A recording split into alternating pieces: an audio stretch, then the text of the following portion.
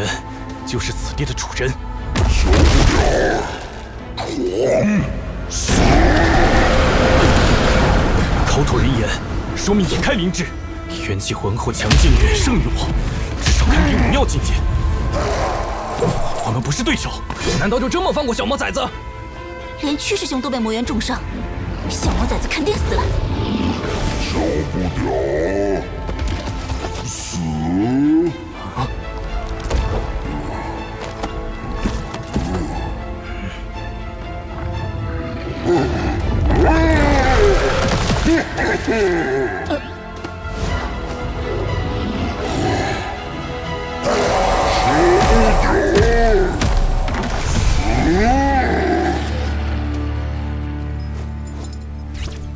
他分明是在装死。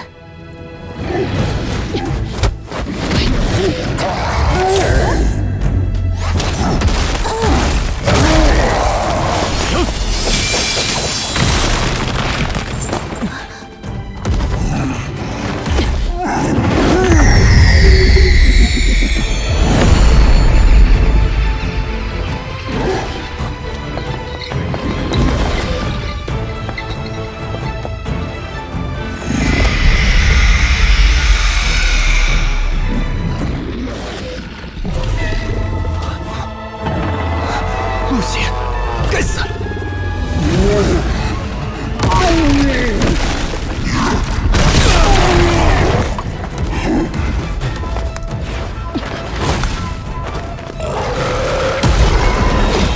快走！怎么偏偏杀了这山谷里的鹿？小魔崽子一定是故意的。他对小鹿们的感情，就像爷爷和婆婆他们对我一样。不知道婆婆怎么样了？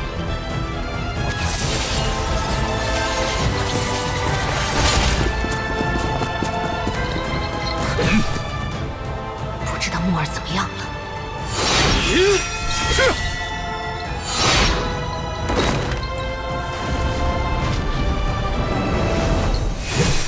师弟们，随我借五行炼魔阵，肃清魔头，守卫正道。是。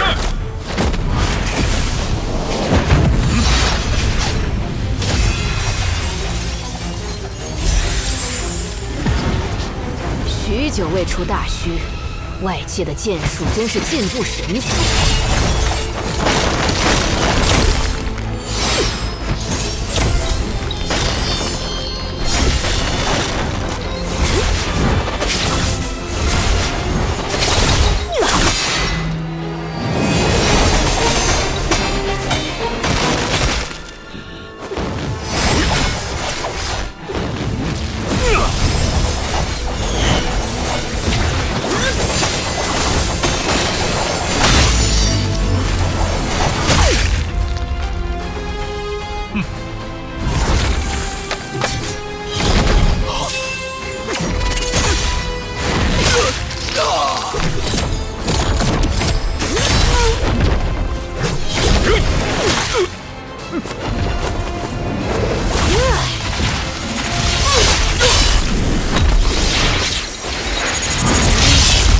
好一个魔头！原来你此前是在故意示弱。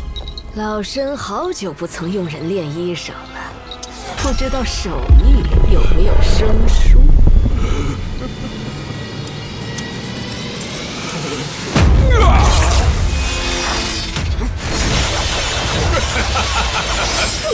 漓江派的精妙剑术，我们漓江五老已继承大半，又岂是你能轻易破解的？你就等着和那小魔崽子下去团聚吧！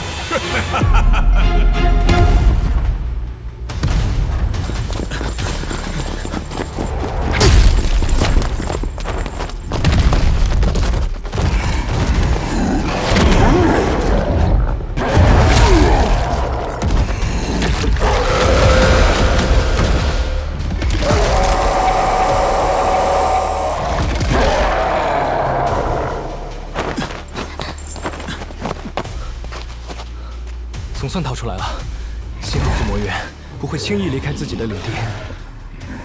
追丢了小魔崽子，怎么向师傅们交代？放心，他跑不掉，只要敛去元气司的攻击系，他根本察觉不了。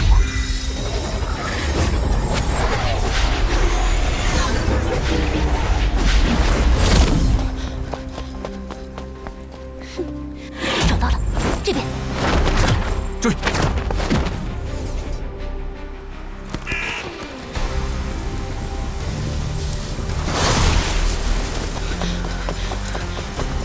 我都能甩开这些外面来的人，婆婆应该也不会有事的。他们可真讨厌，张口闭口魔头，一点礼貌都不懂，还杀了那么多小鹿。魔渊看着凶恶，却从不杀生，正好给他们一点教训，看他们还敢不敢随便欺负人。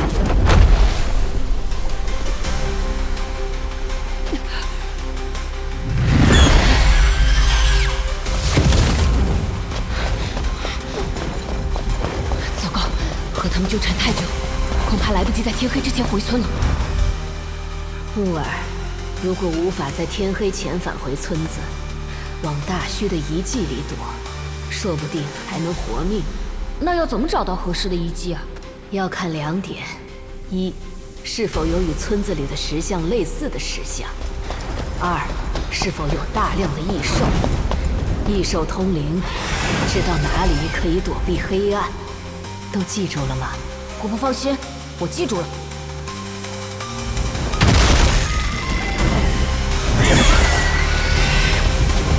跟着这些异兽跑，我就能找到合适的遗迹。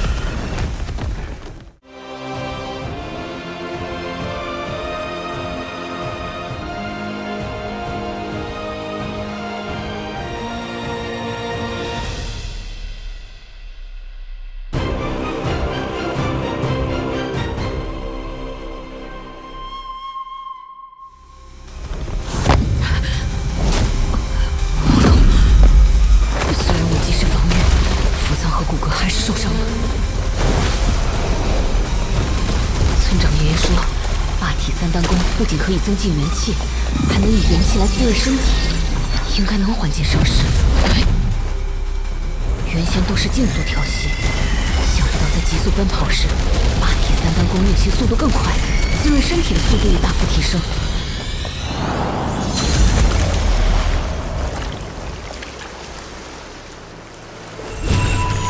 这是我的元气。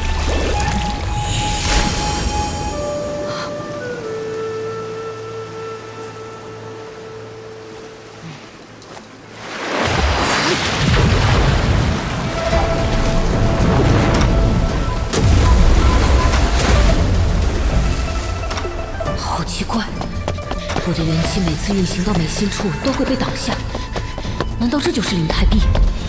人体内有7大神藏，它们天生被壁垒封闭起来，需要修炼者自己破壁打开，就像藏起来的宝藏。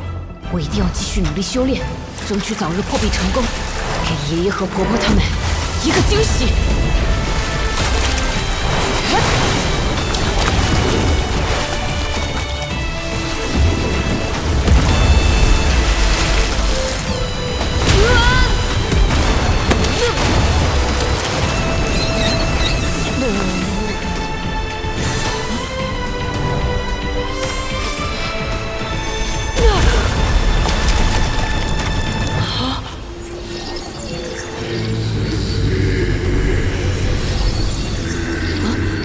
哪里来的声音？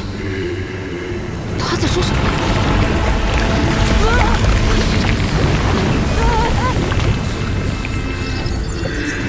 怎么他一出现，我体内的元气就消失了？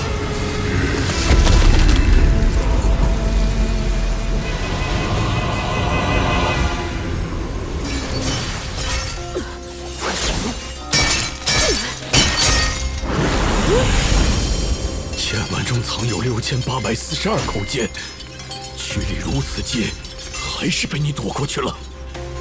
你一定不是籍籍无名之辈，天魔教中没有你这副模样的老太婆。你到底是谁？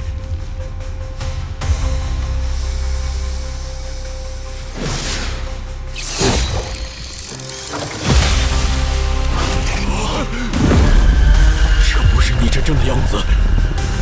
披着别人的皮，你伤到了我的皮呢，漏气了。听过你的嗓音，我知道你是谁了，天魔教的教主夫。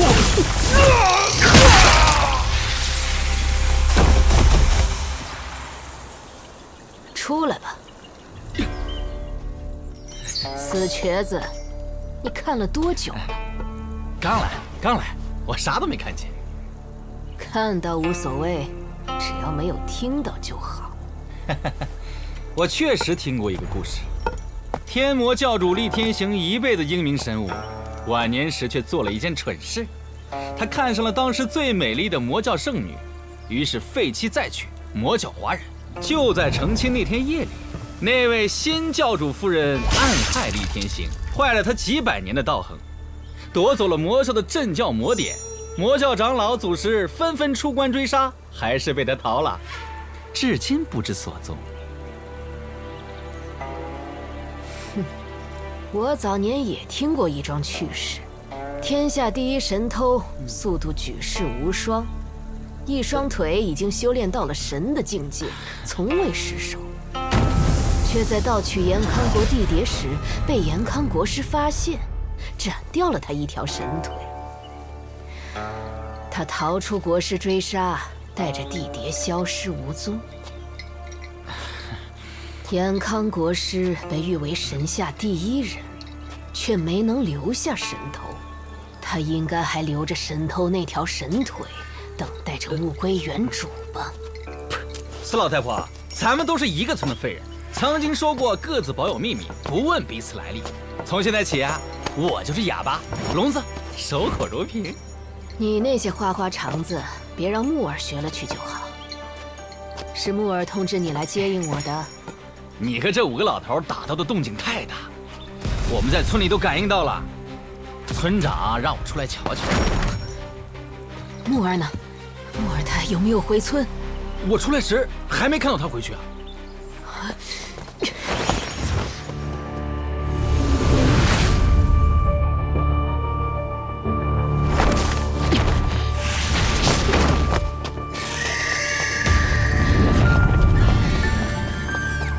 怎么办？天快黑了。总算追上他了。大雪飞燕危险异常，眼下我们只有紧紧跟着小魔崽子，看他去哪里躲。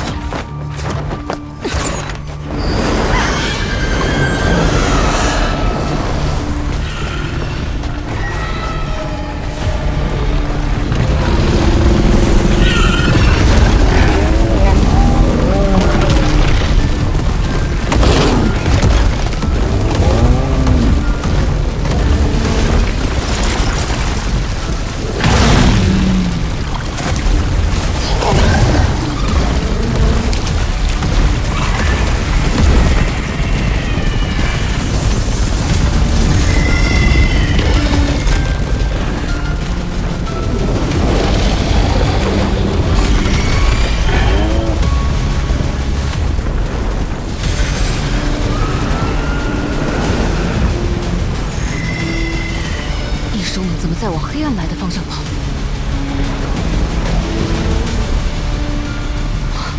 峡谷里竟然有一座宫殿，比我们村子大好多。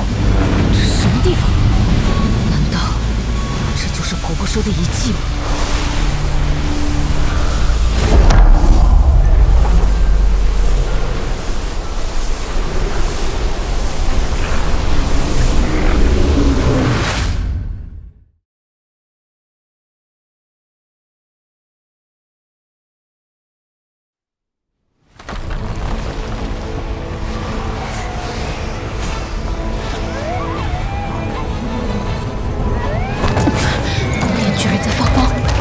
村里的石像一样，那里一定可以躲避黑暗。跟紧我才走，我们被他甩开。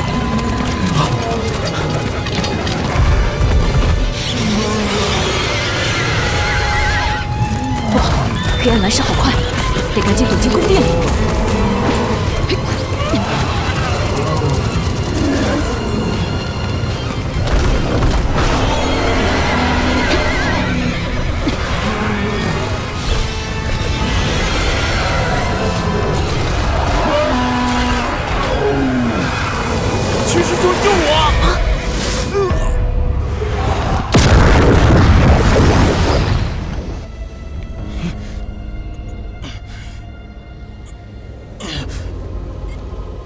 曲师兄。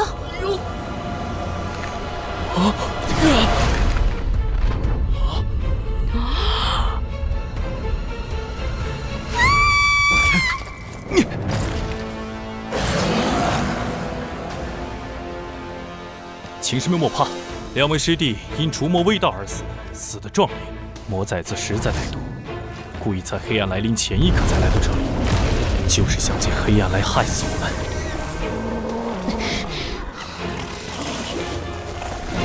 明明是你们平白无故追杀我，结果追到天黑，自己把自己害死，与我何干？徐师兄，杀了他为师兄们报仇！别动！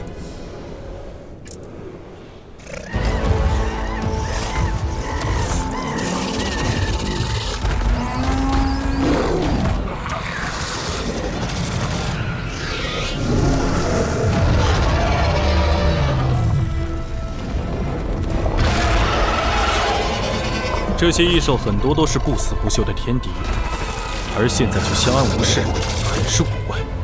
他们似乎定下了规矩，不得在此处厮杀。今晚不要动手，等到天亮。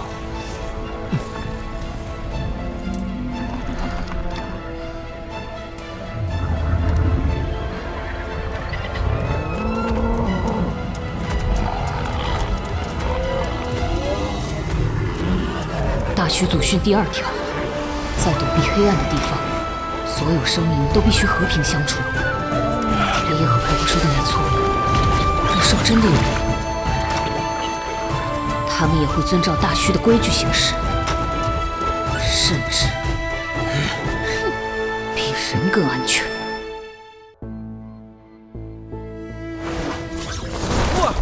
木儿！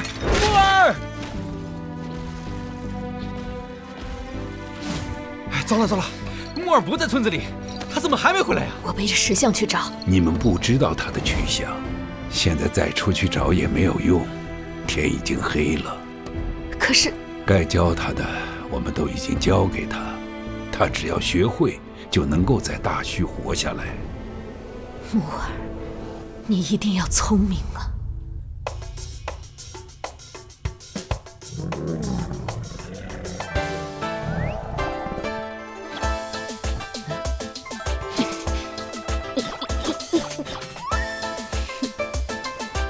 条件太简陋了，只能做个简单的武器防身。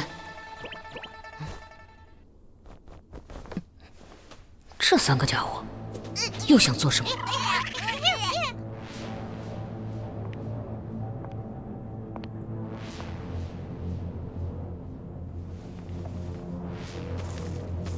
曲师兄，你看，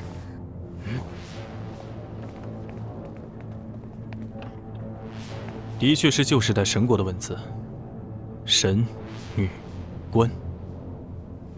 看来此处就是神国的遗迹。神国是黑暗来临之前那些神建立的国家吗？他们消失后，从前住的地方就成了遗迹。难怪遗迹能抵挡黑暗。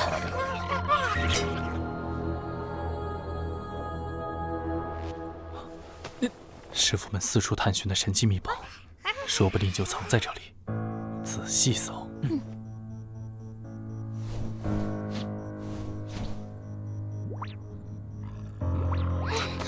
不行，万一他们得到厉害宝物，我就麻烦了。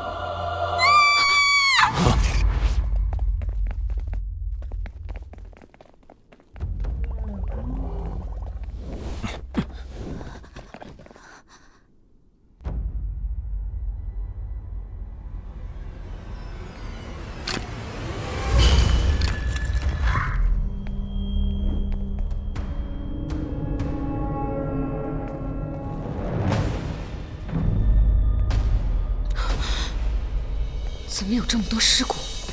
奇怪，还都是一样的姿势，就好像所有人都在打坐的一瞬间同时死去。谁杀了他们？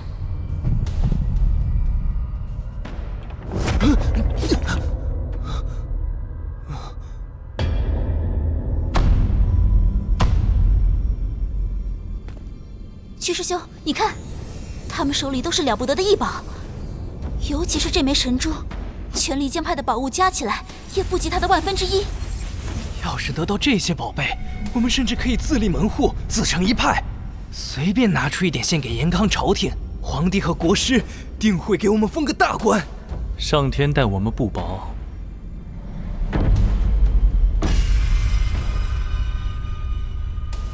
五师弟，你去将神珠取来。是。什么正道？表面上敬神畏神，大劫取宝物倒是毫不手软，比魔道更像魔道。不过，连异兽也不敢驱走的宝物，能被他们得手吗？他刚才动了一下。这些异宝都是死物，你放心。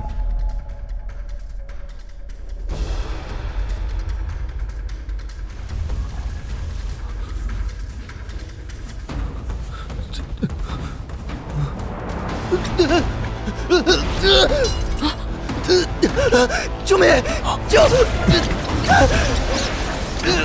救我！不好，异宝已经通灵，不是他们的主人，便会反遭其害。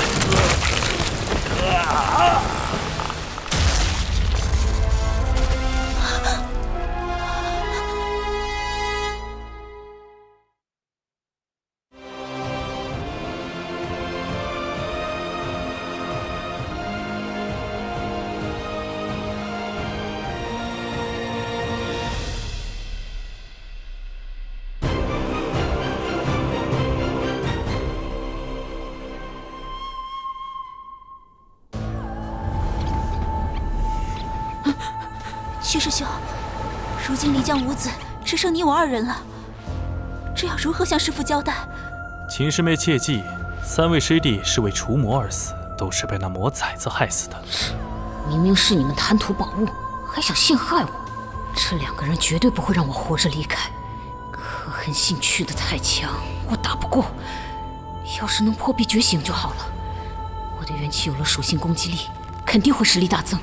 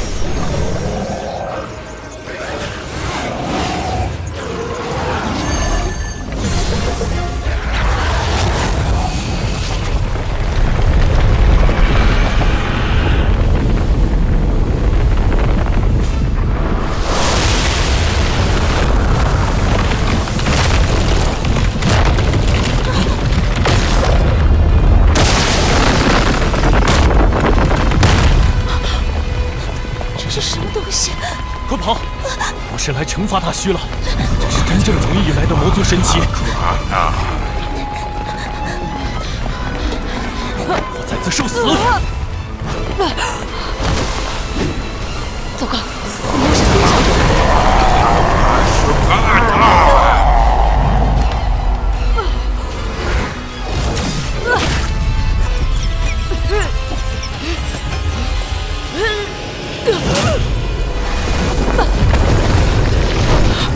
好恐怖的魔音，我快要被撕裂了。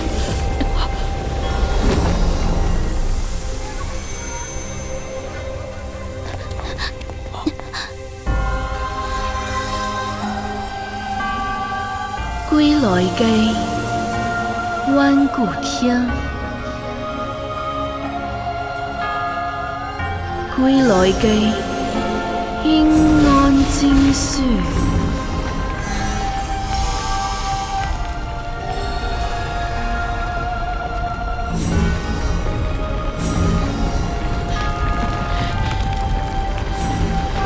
尸骨活过来了，他们是神女。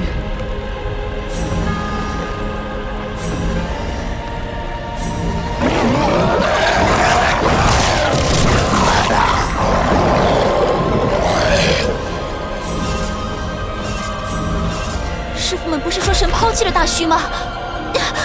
为什么神女还能在遗迹县里帮启明抵挡魔族？别胡思乱想，神国早在旧时代就已经覆灭，现灵的不过是神骨上的残魂。恐怕这遗迹里发生过极惨烈的战争，才会让残魂的战意不复至今，与我们厮杀。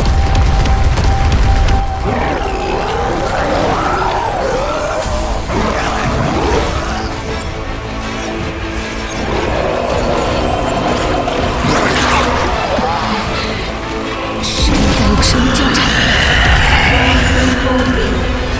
工兵断续，无需高明。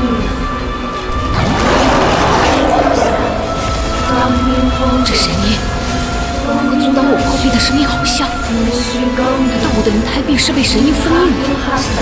刚刚似乎也是因为魔音，才让灵胎壁破出裂纹。要是学会魔音，我就能破壁觉醒了。天快亮了，姓徐的肯定不会放过我。我必须在天亮前觉醒霸体。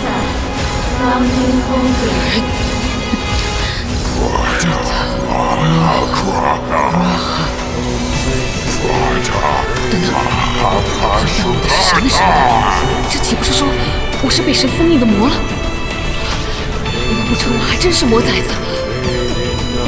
不，村长爷爷都说了，我是霸体，才不会是魔。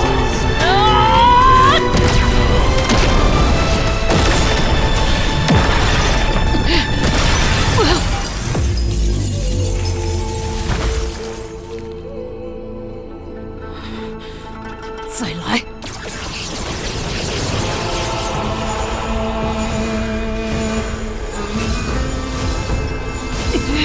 魔崽子经受神音和魔音的双重冲击，这下定要魂飞魄散。不对劲，他的元气波动很剧烈，还在不断增强。他在利用神魔之音修炼，可他连灵胎都觉醒不了，只是个普通人，这种低等体质怎能承受神音魔音？此子实在古怪，不除掉他，往后必成大祸。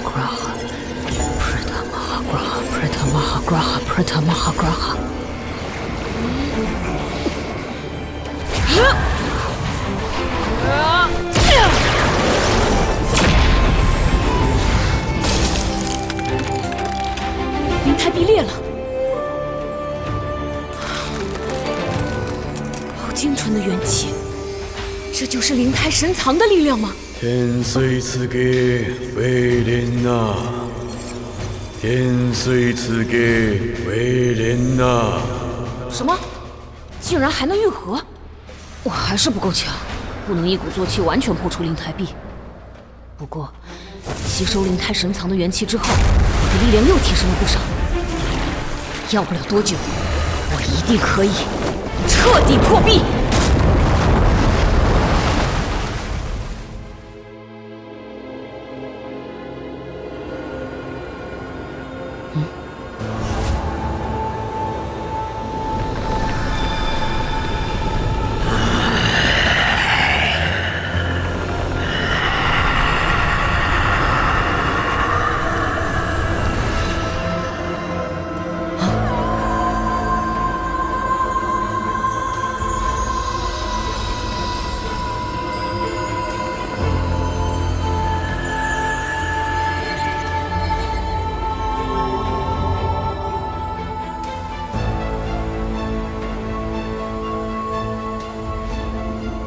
神女姐姐，我不知道你们为何而死，为何复生又消失，但是谢谢你们，在夜晚守护着大虚。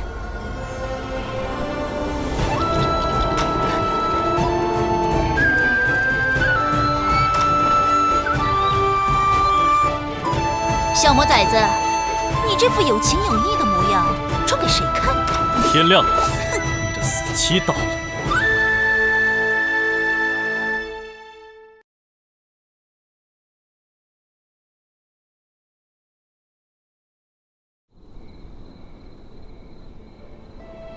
听说，很久很久以前的大虚，晚上能看见许多亮晶晶的，叫做星星的东西。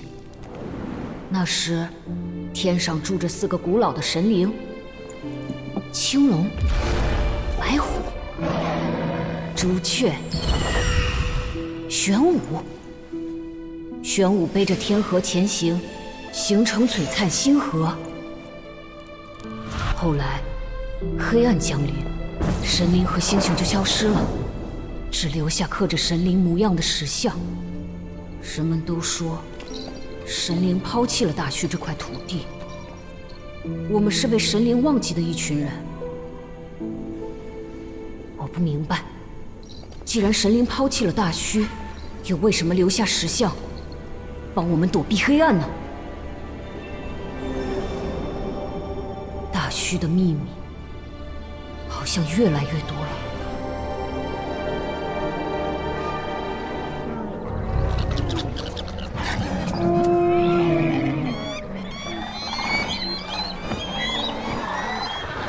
天亮了，你的死期到。遗迹里不能动武，你们想和所有异兽为敌吗？异兽天亮就会离开遗迹，他们保护不了你。我没觉醒霸体，很难同时对付他们2人。没了异兽保护，他们会立刻杀了我。我得在异兽离开峡谷前，借他们掩护逃离追杀。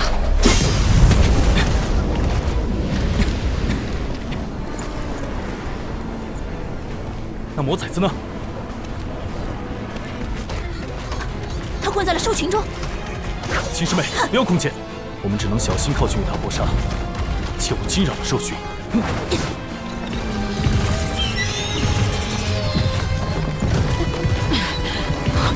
他们追来了！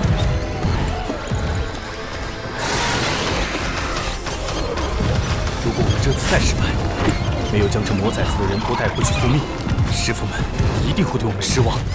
你先近身攻击缠住他，我跑进法兰杰，将他打出兽群。巨师兄，你放心，这次我拼命也会将他给宰了。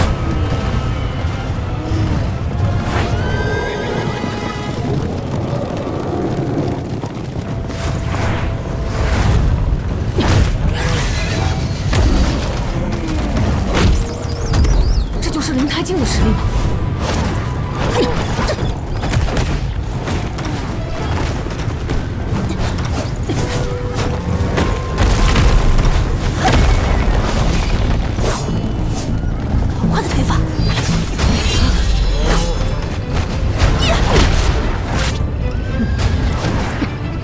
爵爷说过，他的后天神腿从不惧任何推法。我的腿被他踢中，立刻就被泄了力气。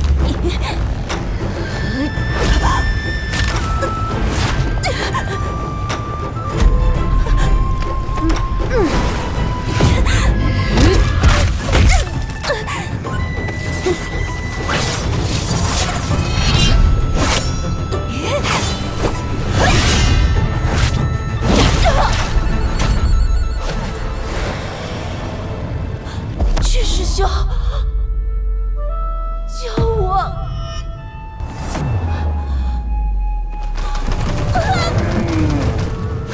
秦师妹，只怪你自己学艺不精了。这魔崽子推法了得，绝不能让他从我手里溜走。小魔崽子，受死！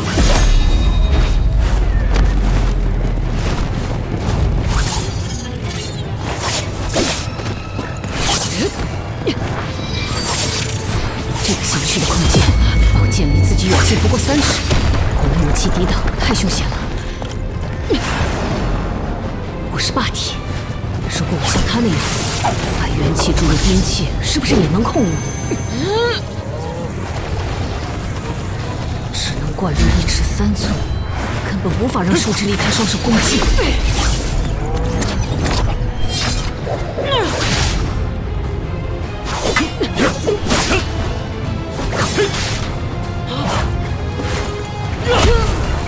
结束了。什么？一夜之间，这魔崽子的元气居然增长那么快！我的元气增强了小木棒的坚韧度，这个长度刚好能施展杀猪刀法第1式。夜战边城风雨。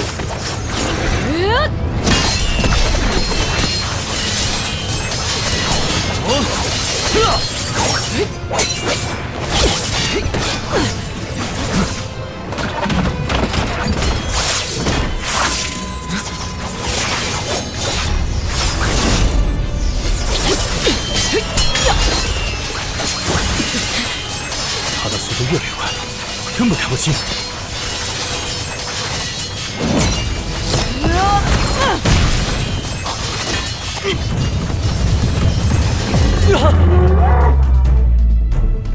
或者，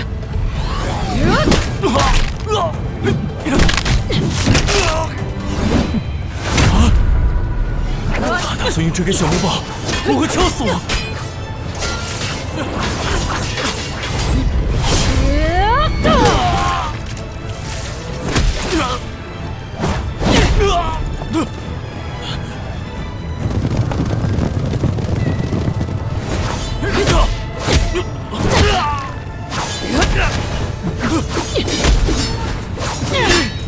快坚持不下去了！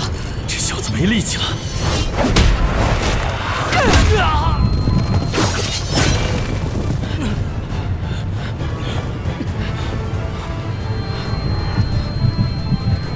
这是我最后的一击。木耳，不能给你的敌人留下任何机会，否则死的就是你。我只要停下来，他哪怕还有一丝元气，都会拼死杀掉我。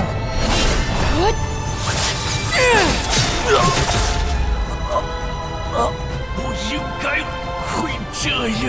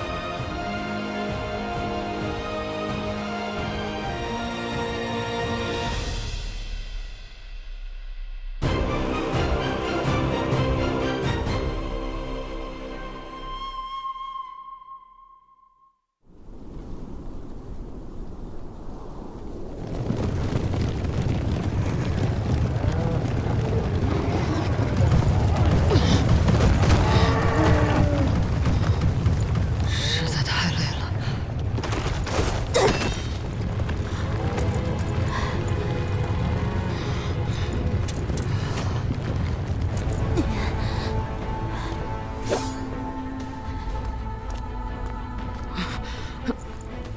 身体损伤太重，好痛！完了，完全没有力气了。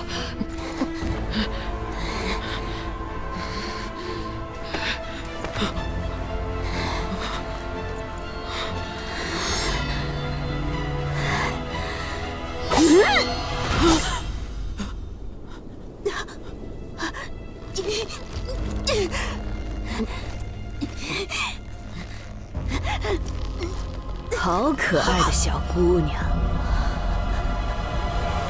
婆婆见了真是喜欢的紧。婆婆、爷爷，你们都来了。我们含辛茹苦把你养大，你第一次离家和陌生人在外过夜，我们当然不放心。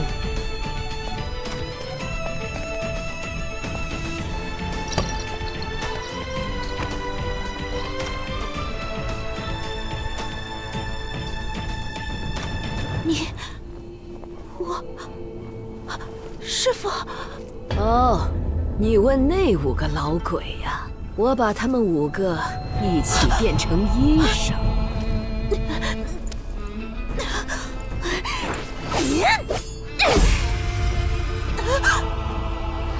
聒噪！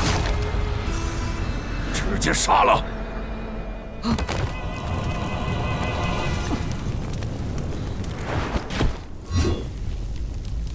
胡爷爷，你们来多久了？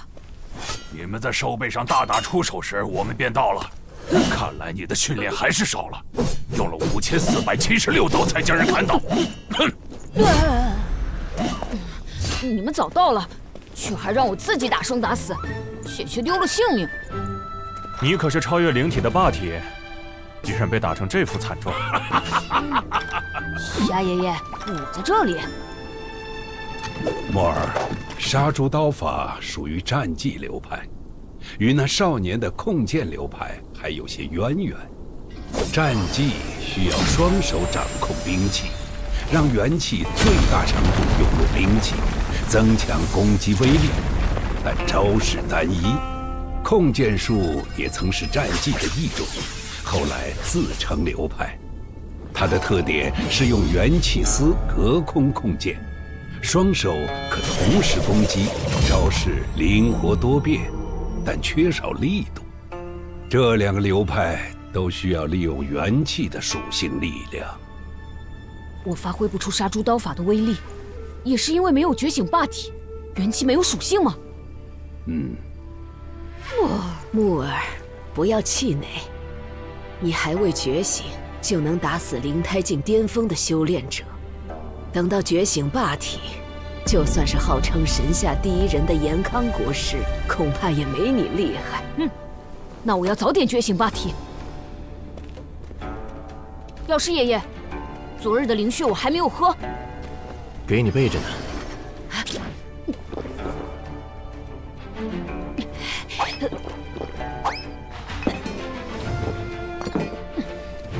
霸体三单弓。木耳，你村长爷爷，我发现了一个用霸体三单弓的好办法，那就是跑着修炼。跑得越快，元气恢复的也就越快。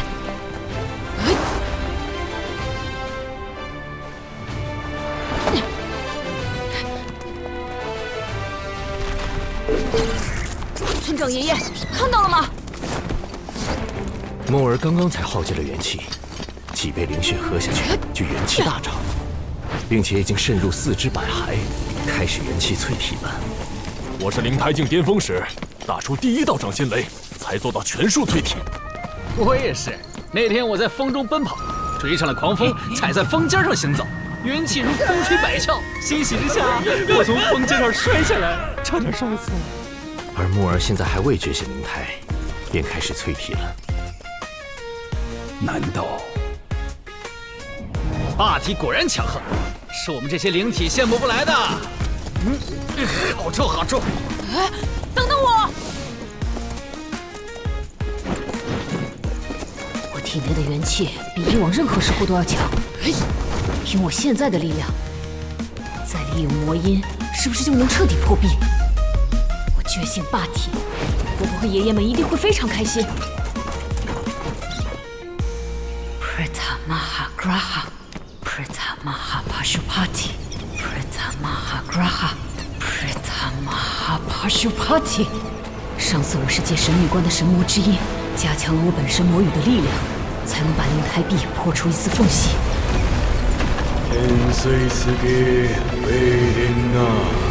好强的阻力！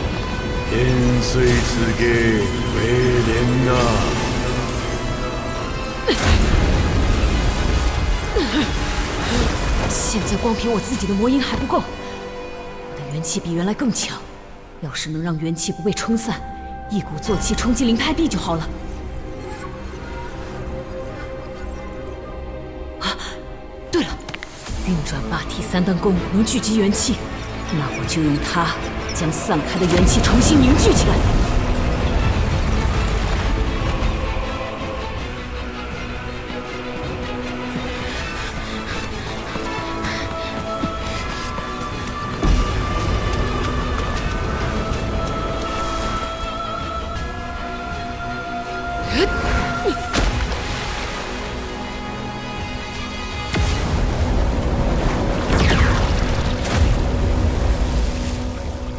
神魔共鸣？